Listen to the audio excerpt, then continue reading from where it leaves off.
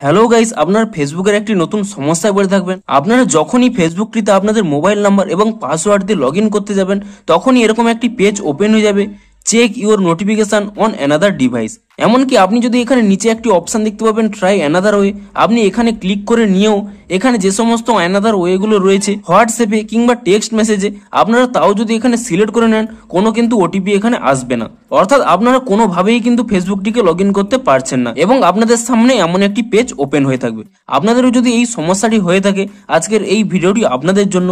আপনাদের এই ভিডিওটিতে কয়েকটি স্টেপ জানাবো, আপনারা সেই স্টেপগুলি ফলো করে নিন, তাহলেই কিন্তু আপনাদের এই সমস্যাটি ইজিলি সলভ হয়ে যাবে। তো কি সেই স্টেপগুলি তা জানার জন্য পুরো ভিডিওটি অবশ্যই দেখতে থাকুন।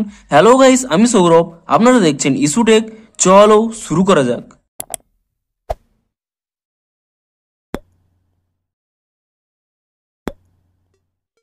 ভিডিওটি শুরুতেই জানিয়ে দিই, আপনাদের যদি এই ভিডিওটি একটু হেল্পফুল বলে মনে হয়, অবশ্যই একটি লাইক করে দিন।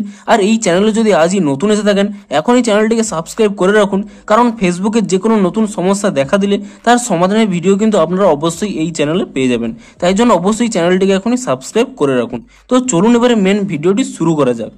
তো আপনাদের কি সমস্যা হচ্ছে, আপনারা যখনই আপনাদের ফেসবুক অ্যাকাউন্টটি লগ ইন করার চেষ্টা করছেন, আপনাদের মোবাইল নাম্বার এবং পাসওয়ার্ডটি দিয়ে দিচ্ছেন এবং তারপরে লগ ইন অপশানে ক্লিক করে নিলেই এখানে একটি পপ আপ শো করছে, check your notification on another device. এমনকি আপনি যদি এখানে ট্রাই অ্যানাদার ওয়েতেও ক্লিক করে নেন, এখানে অ্যানাদার ওয়েগুলোও আপনারা সিলেক্ট করে নেওয়ার পরেও কিন্তু ওটিপি কিন্তু আসছে না।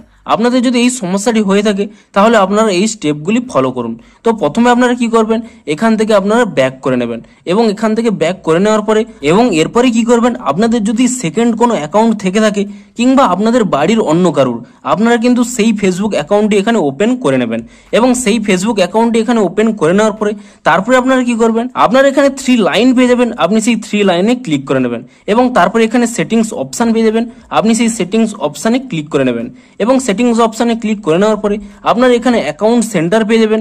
আপনি এই অ্যাকাউন্ট সেন্টারের উপর এখানে ট্যাপ করে নেবেন এবং তারপরে কি করবেন, নিচে একটি অপশান পেয়ে যাবেন পাসওয়ার্ড অ্যান্ড সিকিউরিটি বলে, আপনি সেই পাসওয়ার্ড অ্যান্ড সিকিউরিটি অপশানে ক্লিক করে নেবেন এবং তারপরে কি করবেন, এখানে একটি অপশান পেয়ে যাবেন 2 ফ্যাক্টর অথেন্টিকেশন বলে, আপনি সেই অপশানে এখানে ক্লিক করে নেবেন এবং সেই অপশানে ক্লিক করে নেওয়ার পরে আপনাদের এই ফেসবুক অ্যাকাউন্টটি এখানে সিলেক্ট করে নেবেন এবং তারপরে আপনাদের এখানে পাসওয়ার্ড চাইবে, আপনি এই অ্যাকাউন্টের পাসওয়ার্ডটি দিয়ে দেবেন এবং পাসওয়ার্ডটি দিয়ে দেওয়ার পরে আপনার এখানে কন্টিনিউ অপশান পেয়ে যাবেন, আপনি সেই কন্টিনিউ অপশানে ক্লিক করে নেবেন এবং তারপরে কি করবেন, এখানে আপনাদের হয়তো এই অপশানটি সিলেক্ট করা থাকবে অথেন্টিকেশন অ্যাপ, আপনি এই সেকেন্ড অপশানটি চুজ করে নেবেন টেক্সট মেসেজেস বলে এবং এই অপশানটি চুজ করে নেওয়ার পরে আপনারা নিচে একটি অপশান পেয়ে যাবেন নেক্সট বলে, আপনি সেই নেক্সট অপশানে ক্লিক করে দেবেন এবং তাহলে এখানে একটি মোবাইল নাম্বার চাইবে। এখানে আপনারা কোন নাম্বারটি দেবেন, আপনাদের যে অ্যাকাউন্টে লগ ইন করতে সমস্যা হচ্ছে সেই অ্যাকাউন্টের সাথে যে মোবাইল নাম্বারটি যোগ করা রয়েছে সেই মোবাইল নাম্বারটা আপনারা এখানে দিয়ে দেবেন এবং এখানে আপনারা মোবাইল নাম্বারটি দিয়ে দেওয়ার পরে এখানে নিচের দিকে একটি অপশান পেয়ে যাবেন নেক্সট বলে,